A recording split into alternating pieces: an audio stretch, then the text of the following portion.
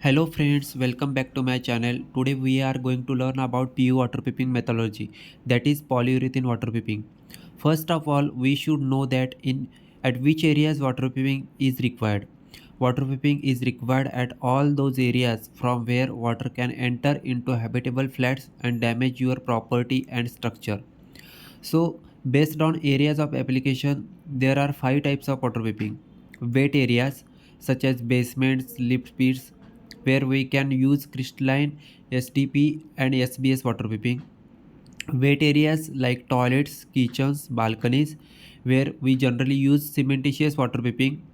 As cementitious water piping is semi-flexible and cost-effective water piping compared with PU water piping. Then UGT and OHT, that is underground water tanks and overhead water tanks, in which we generally use cementitious water piping, and over the cementitious water piping we use one coat of hygiene coating. Then fourth one is the terrace slab, podium slab water piping, where generally we use polyurethane water piping. PU is highly expensive system with higher flexibility and it is used on exposed surfaces. Then fifth one is the STP tanks, that is sewage treatment plant tanks, where we use cementitious water piping plus one coat of coal tar epoxy coating. Then in today's topic we will get to know about PU water piping. For selection of better PU water piping product, we should know the technical specs, properties and their values as per relevant standards. For PU water piping, six parameters shall be checked and compared with product technical data sheet. That is, first one is the tensile strength. Tensile strength of the PU material should be minimum 3 MPa. Then elongation at break. Elongation should be minimum 400%.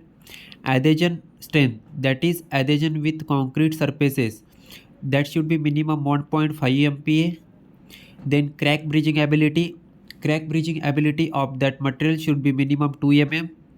Then resistance to plant roots. The PU material should be root resistant.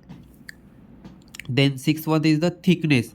Thickness of the system should be minimum 1.5 mm, that is the DFT, that means dry film thickness. अभी हम PU water peeping की step by step procedure सीखेंगे।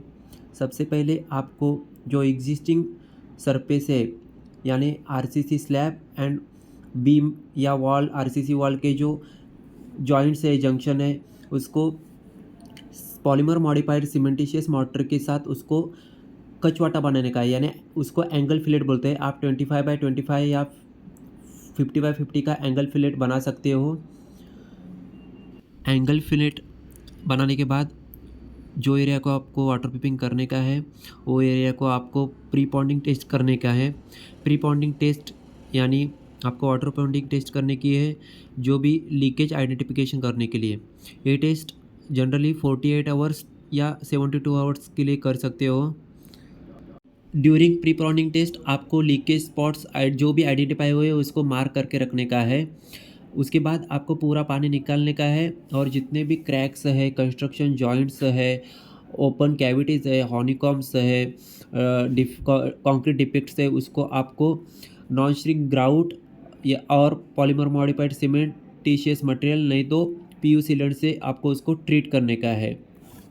After surface preparation like crack filling and treatment of construction joint, आपको primer application start करने का है। For that you should ensure the moisture content of the sub surface should not be more than 5%, it should always be less than 5%। And आपको primer का one coat करने का है, and उसका यहाँ पे आप देख सकते हो कि वर्कर कैसे प्राइमर कोट अप्लाई कर रहे हैं। प्राइमर कोट होने के बाद आपको उसको मिनिमम 3 to 4 आवर्स के लिए वैसे ही छोड़ देने का है before proceeding for first coat of PU coating.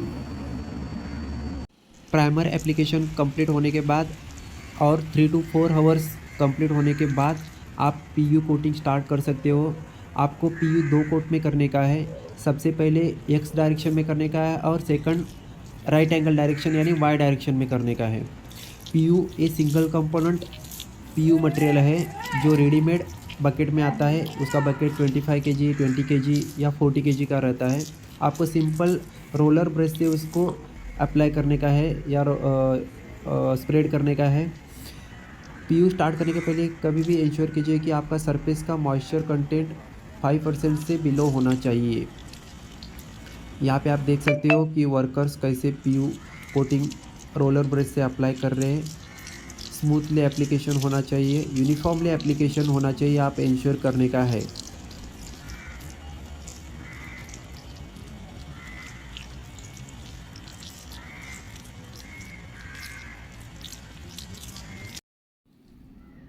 PU का 2 कोट होने के बाद आपको वैसे ही रख देने का है।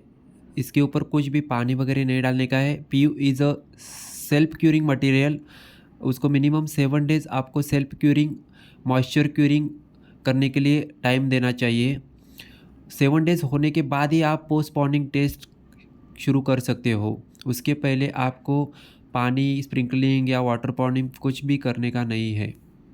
After 7 days of self curing और मॉइस्चर क्यूरिंग आपको पोस्ट पॉन्डिंग टेस्ट करने की है। उसके लिए आपको मिनिमम 100 mm वाटर फिल करने का है और आपको 48 आवर्स या 72 आवर्स के लिए आपको उसको पॉन्डिंग करके रखने का है और आपको और उसका किधर से लीकेज है क्या वो टेस्ट करने का है। अगर कोई भी लीकेज नहीं है तो आप आगे का आपका नेक्स्ट एक्टिविटी प्रोसीड कर सकते हो। अगर लीकेज आइडेंटिफाई हुआ तो आपको उसको वापस से ट्रीट करना होगा। After successful completion of post-ponding test, you can proceed for the next activity, that is the protection screed concrete. Before that आपको PU कोटिंग के ऊपर 200 GSM और 250 GSM की एक जियो टेक्सटाइल मेम्ब्रेन ले करने का है। It acts as a separation layer between the PU coating and the subsequent protection screed concrete. तो चलिए दोस्तों, आज के एपिसोड में इतना ही। आई होप कि ये व्लॉग आपको अच्छा लगा होगा। तो प्लीज़ लाइक कीजिए, शेयर कीजिए एंड सब्सक्राइब कीजिए। Thank you.